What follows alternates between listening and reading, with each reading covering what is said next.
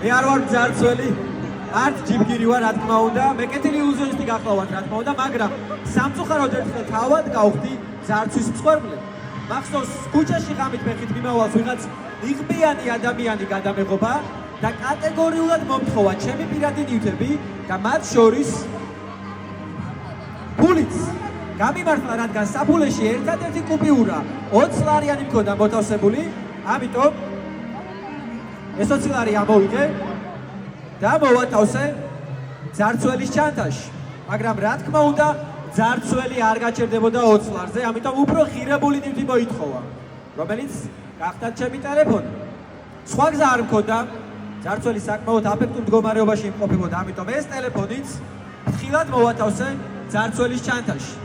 და ბოლოს, რაზეც ყველაზე მეტად გული დამწყდა, ეს იყო ჩემთვის ძალიან ძვირფასი საათი. საკმაოდ ისეთი მნიშვნელოვანი იყო, რადგან სამახსოვრად მაჩუქეს, მაგრამ სხვა გზა არ მქონდა. საათიც ფრთხილად მოვიხსენი და ასევე მოვათავსე ძარცველის ჩანთაში.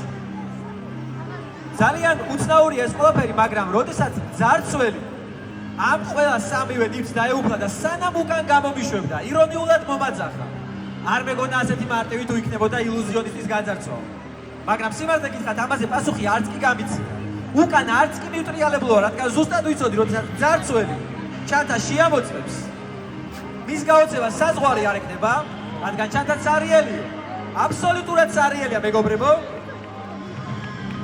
რადგან მე ხელზე ისევ მიკეთია ჩემი საათი.